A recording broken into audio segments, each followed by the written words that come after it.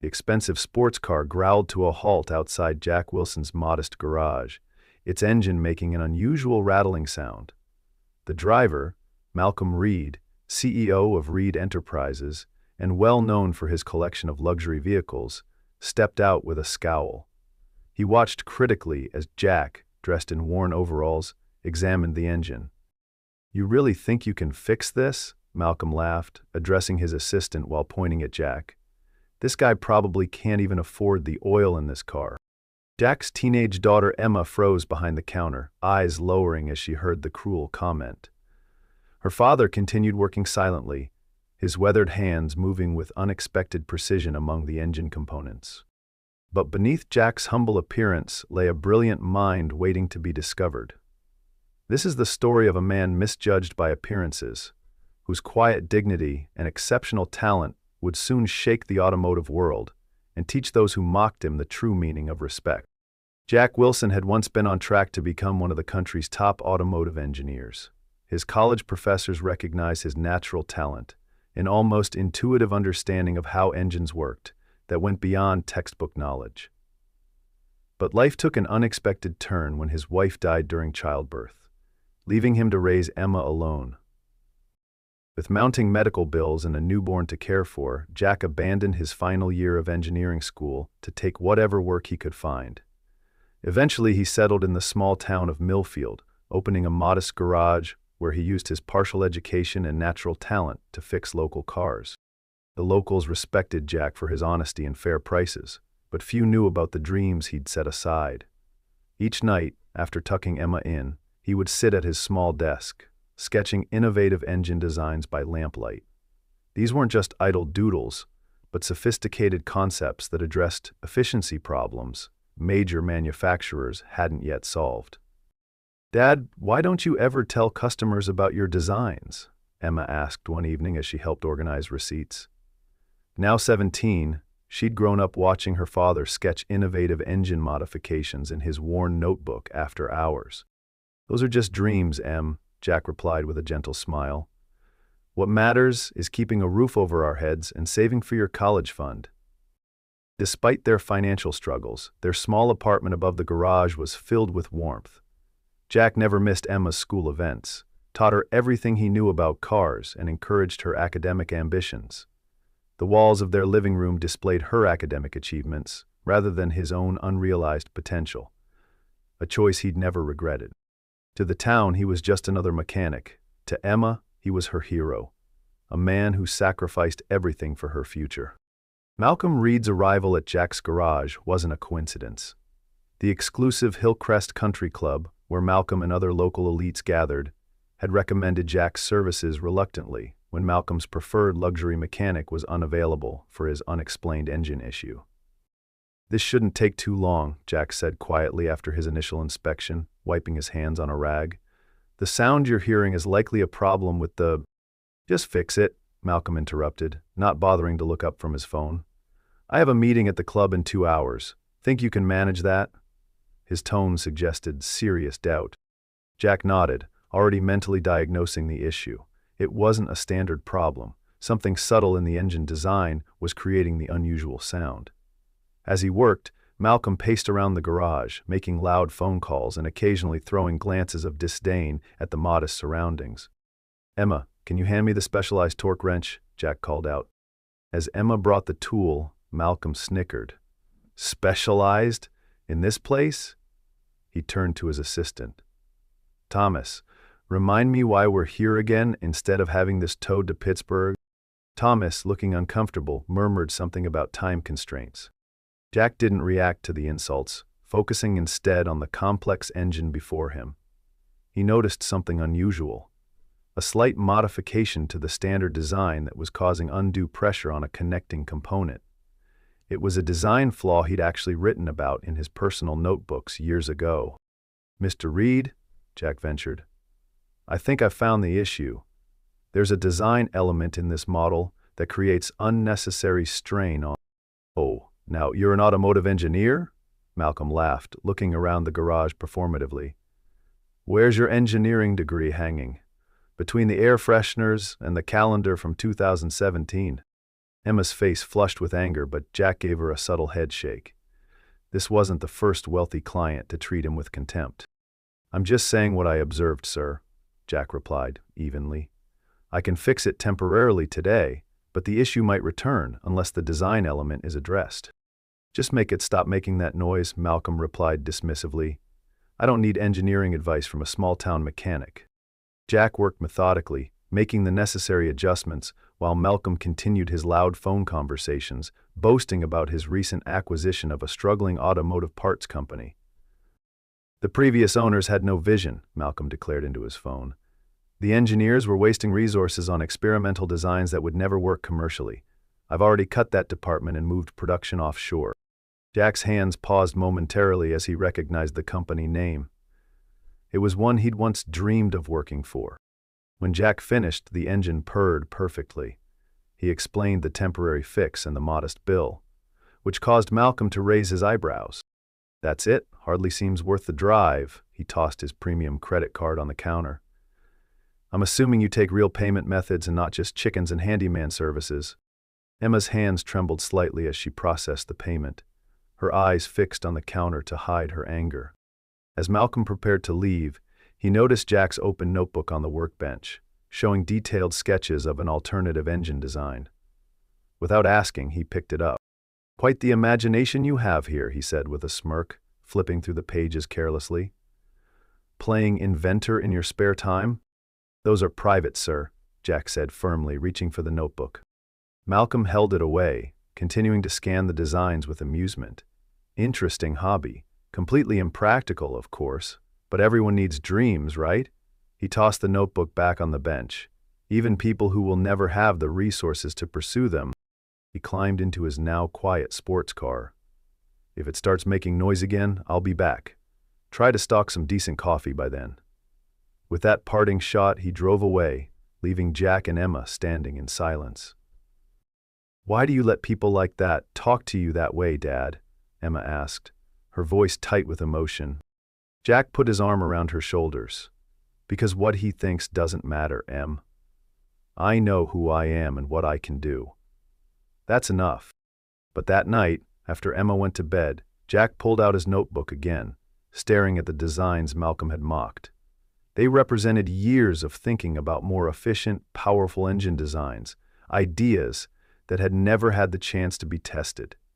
With a sigh, he closed the book and placed it on his bedside table, returning to the reality of bills that needed to be paid. Over the next few days, Jack continued his usual routine, fixing cars, balancing books, helping Emma with college applications.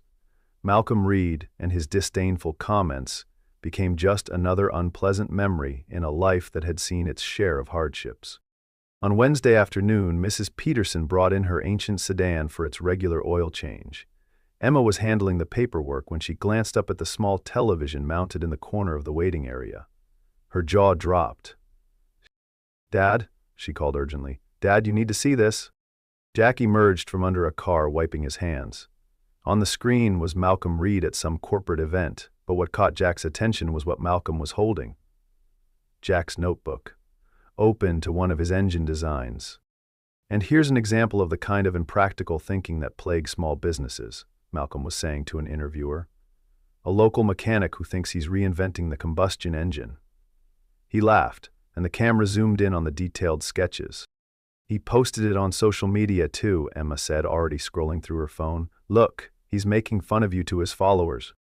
Jack stared at the screen, a cold feeling settling in his stomach. It wasn't just the mockery that bothered him. It was seeing his private work displayed without permission, treated as a joke for public amusement.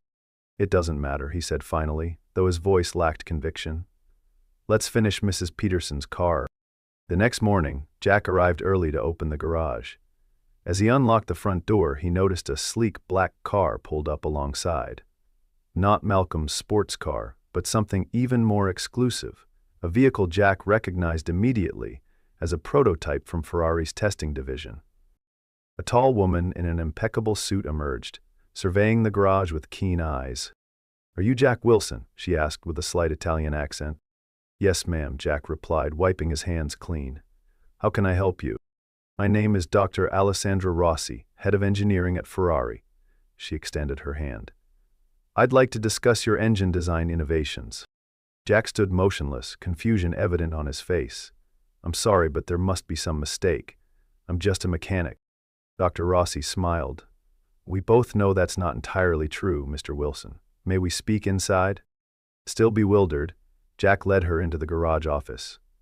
Emma arrived moments later, freezing in the doorway when she saw the Ferrari parked outside. Your daughter? Dr. Rossi asked as Emma entered. Yes, this is Emma, Jack confirmed.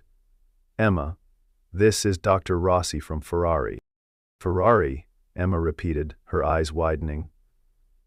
The Ferrari? Dr. Rossi nodded, then turned back to Jack.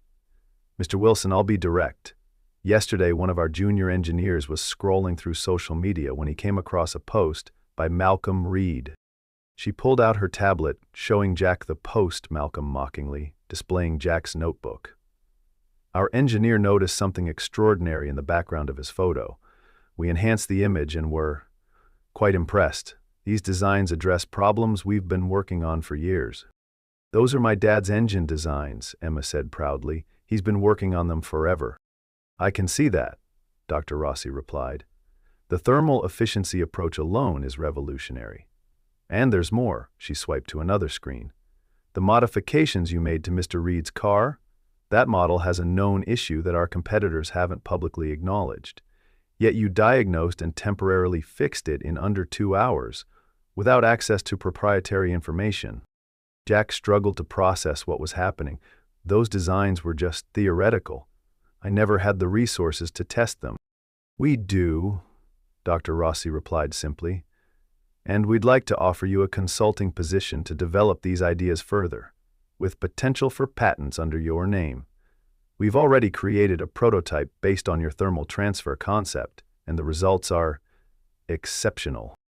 She named a figure for the consulting work that made Emma squeal, and Jack grabbed the desk for support. This is some kind of joke, he said quietly. Did Malcolm put you up to this? Dr. Rossi's expression hardened. Mr. Reed is actually the reason I came, personally. When our team reached out to him about the image he posted, asking about you, he dismissed you as some nobody mechanic and suggested we not waste our time. That's when I decided to find you myself. She pulled out another tablet, showing Jack a simulation of his engine design in action. This is not a joke, Mr. Wilson. This is business. Revolutionary business. As the reality sank in, Jack's hands, those same hands Malcolm had viewed with contempt, trembled slightly as he took the tablet, watching his long-dismissed ideas come to life in sophisticated simulations. There's an automotive innovation conference in Detroit next week, Dr. Rossi continued. We'd like you to attend as our guest. Your design will be featured in our keynote presentation, with full credit to you, of course. Detroit, Jack echoed, thinking of the garage, his responsibilities.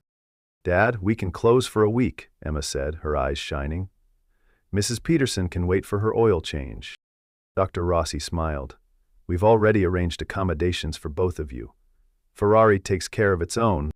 As she departed, promising to send contract details, Jack and Emma stood in stunned silence in their modest garage, a space that suddenly felt different, filled with new possibilities. Dad? Emma finally whispered. What are you thinking? Jack looked at the worn notebook that had just changed their lives. I'm thinking that sometimes being underestimated might be the greatest advantage of all. The Detroit Convention Center hummed with activity as the International Automotive Innovation Conference entered its second day. Jack, dressed in a new suit that still felt foreign against his skin, sat in the front row beside Emma, who couldn't stop snapping photos of everything. Dad, there's Malcolm Reed, Emma whispered, nodding toward the entrance. Jack turned to see Malcolm confidently striding in, flanked by assistants. He hadn't seen Jack yet and was working the room with practiced charm, shaking hands with industry leaders. Jack noticed several people giving Malcolm cold shoulders, something the CEO seemed oblivious to. Don't worry about him, Jack told Emma, though his own stomach tightened. Despite Dr. Rossi's assurances, part of him still feared this was all an elaborate mistake. The Ferrari presentation was scheduled as the day's highlight. As attendees took their seats, Dr. Rossi approached Jack. "Ready?" she asked with a confident smile. "For what exactly?" Jack asked. "You mentioned I'd be recognized, but not that I'd need to do anything." "Plans have evolved," she replied. "The industry response to your design has been overwhelming. We'd like you to briefly explain your thought process during the presentation." Before Jack could protest, the lights dimmed and Ferrari's CEO took the stage, beginning a presentation about innovation and the future of automotive design. Jack barely heard the words, his heart pounding in his ears. From his seat a few rows back, Malcolm scrolled through emails on his phone, paying minimal attention until a familiar image appeared on the massive screen. Jack's notebook sketch, now professionally rendered into a three-dimensional model. "This revolutionary approach to thermal efficiency," the CEO was saying, "represents the most significant engine innovation we've seen in a decade. And now, I'd like to introduce the brilliant mind behind it." Jack felt Dr. Rossi's hand on his shoulder, gently guiding him to stand. "Please welcome automotive engineer Jack Wilson." The spotlight found Jack as applause filled the room. Emma gave him an encouraging push, and somehow he found himself walking toward the stage. As he passed Malcolm's row, he caught the CEO's shocked expression, mouth literally hanging open, phone forgotten in his hand.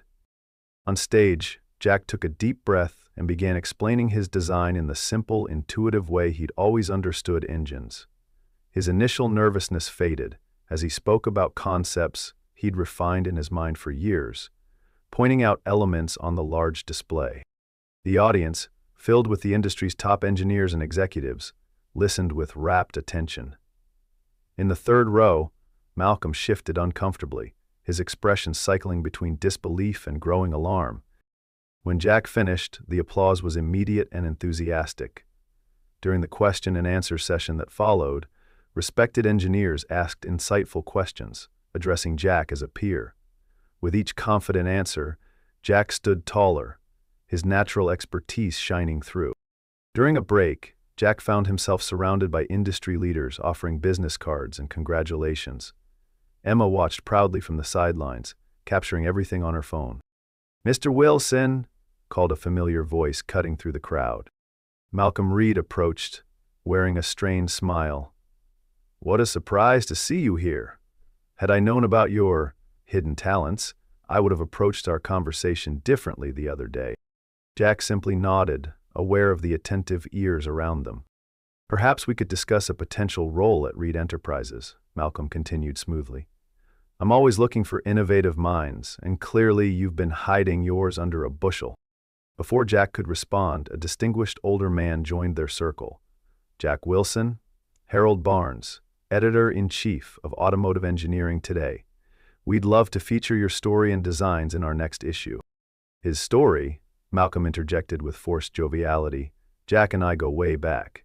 In fact, I was one of the first to recognize his potential when he serviced my car." Harold's eyebrows rose. "Really? That's not what I heard." He turned to his tablet. "In fact, I believe I saw something recently."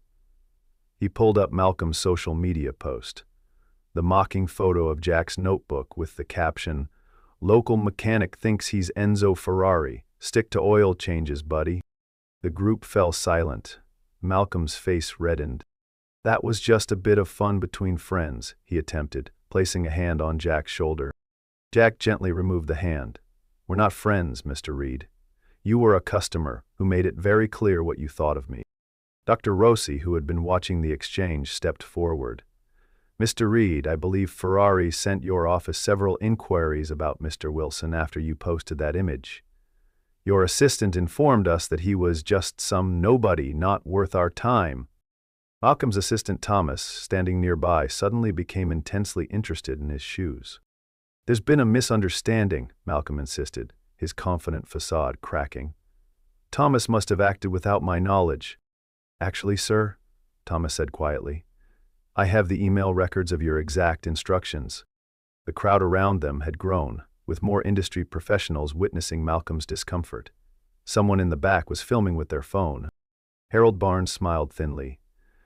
"This gets more interesting by the minute." Mr. Wilson, I'd love to hear more about how your designs were discovered, despite Mr. Reed's assessment of your abilities. Jack, who had remained calm throughout the exchange, finally spoke. I think there's a larger story here than just me or Mr. Reed. It's about how expertise and innovation can come from unexpected places when given the chance. His measured response earned approving nods from those gathered around. In fact, Jack continued, addressing the group rather than just Malcolm, I've been thinking about how many other mechanics, technicians, and self-taught experts might have valuable insights that never reach the right ears because they don't have the right credentials or connections. Dr. Rossi nodded enthusiastically. This is precisely why Ferrari is launching a new innovation scouting initiative, with Mr. Wilson's discovery as our inspiration. Malcolm, realizing he was losing control of the narrative, made one last attempt. Jack, perhaps we could discuss this privately? I think there's a mutually beneficial arrangement. I don't think so, Mr. Reed, Jack interrupted, politely but firmly. But I am curious about something. The automotive parts company you recently acquired and restructured. Did you evaluate their experimental research division before shutting it down? Malcolm blinked, caught off guard. That was a business decision based on profitability metrics. Interesting, Jack replied. Because their research team was working on components that would pair perfectly with my engine design. Together, they could have increased efficiency by another 15%, according to Dr. Rossi's simulations. The industry leaders surrounding them murmured with interest, several taking notes. Those components are now being developed by Ferrari instead, Dr. Rossi added. We've already filed preliminary patents. Malcolm's face drained of color as he realized the magnitude of his miscalculation, not just in dismissing Jack, but in the hasty business decision that had now benefited a competitor. As videos of the exchange began circulating online, the story quickly transformed. The underestimated small-town mechanic whose brilliant designs were mocked by a CEO only to be recognized by Ferrari. By evening, Malcolm's original mocking post had been resurfaced thousands of times, juxtaposed with images of Jack on stage presenting his innovations. The conference concluded with Jack signing a formal consulting agreement with Ferrari. As he and Emma prepared to return home, Dr. Rossi approached with an additional offer. We'd like to establish a regional innovation center, she explained, a place where talented mechanics and self-taught engineers can bring their ideas forward for evaluation and potential development. We were hoping you might consider directing it. Jack looked at her in surprise. I don't have the credentials for something like that. You have something far more valuable, she replied. The ability to recognize practical genius in unexpected places because you've lived it.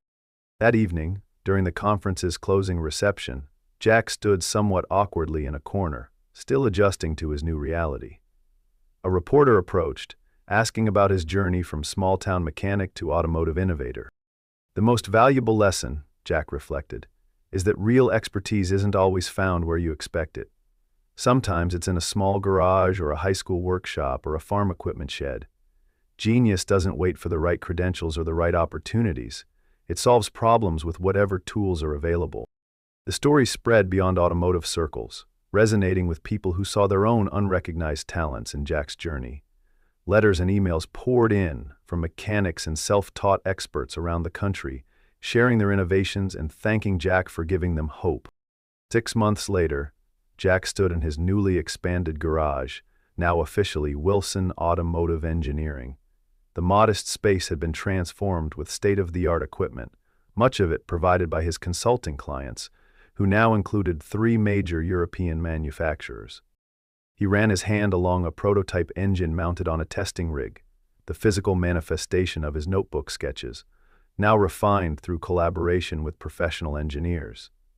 His patent certificates hung framed on the wall, alongside Emma's acceptance letter to the Massachusetts Institute of Technology's mechanical engineering program. The simulation results came back even better than expected, called a voice from the office doorway. Dr. Rossi, now Alessandro, to Jack, walked in carrying a tablet. Their professional relationship had evolved into a comfortable collaboration and friendship over the months of working together. The thermal efficiency is unprecedented, she continued, showing him the data. Production models could be ready by next quarter, if the board approves. Jack nodded, studying the numbers. The real test will be long-term durability. Theory and simulation can only tell us so much. Always the perfectionist, Alessandro smiled. This is why Ferrari values your perspective. You think like both an engineer and a mechanic, who has to fix these engines in the real world.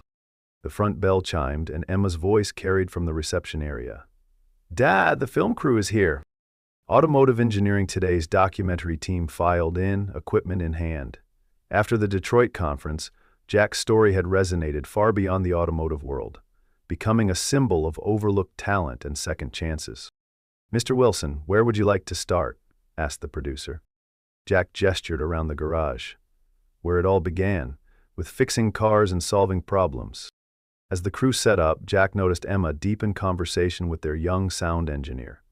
He'd seen that expression before, the same animation in her features that appeared when she discussed engineering concepts that excited her. The young man was listening intently, clearly captivated. The documentary interview covered Jack's journey, his interrupted education, years as a small-town mechanic, and the unexpected turn of events that brought his innovations to light.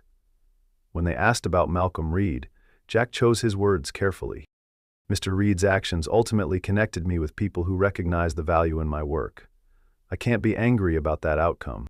That's remarkably gracious, the interviewer noted, especially considering his company's financial troubles since the Detroit conference. Jack shrugged. Success and failure both reveal character.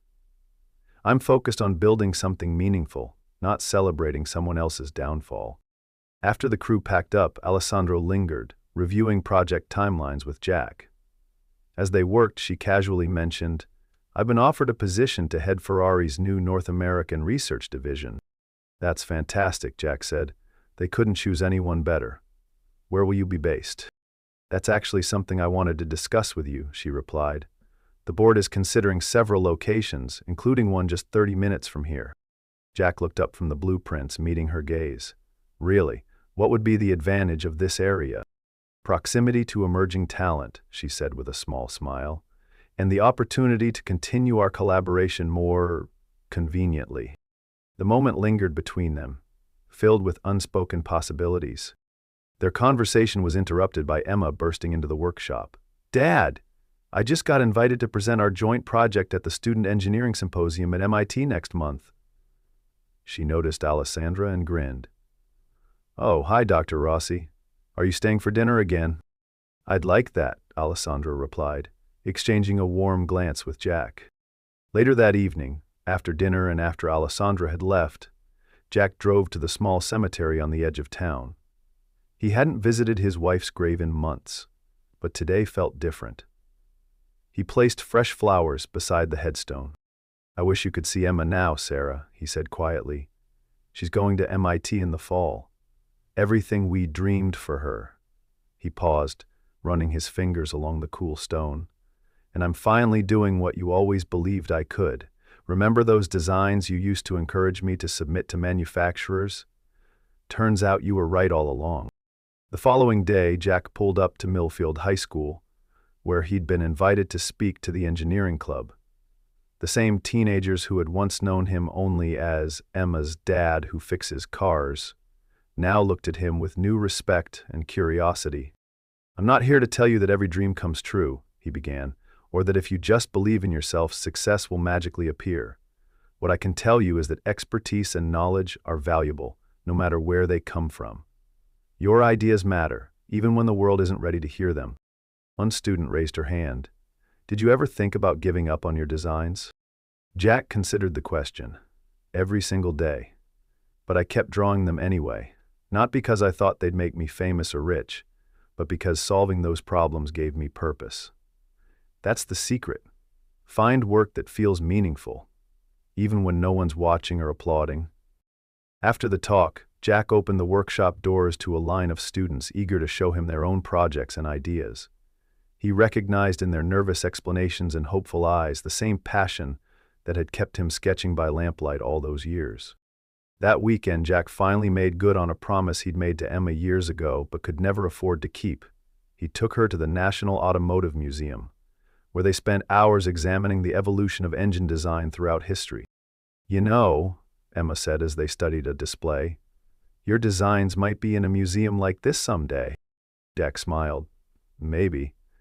But what matters more is that you'll be designing the future, not just reading about it." As they walked through the museum, a familiar face approached. Thomas, Malcolm Reed's former assistant.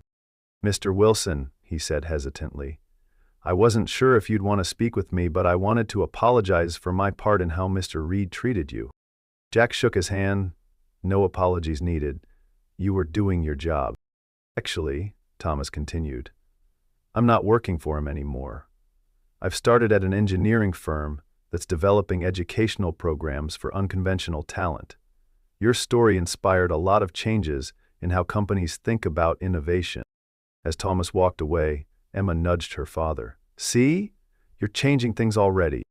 That evening as they drove home, Jack received a call from Alessandro. "We've finalized the location for the North American Research Center," she said. "Construction begins next month just outside Millfield. I'll be relocating permanently in about 6 weeks." "That's wonderful news," Jack replied, aware of Emma's knowing smile beside him. "The area will benefit tremendously from having Ferrari's presence." "I was hoping we might discuss it further," Alessandro continued. "Perhaps over dinner, just the two of us this time."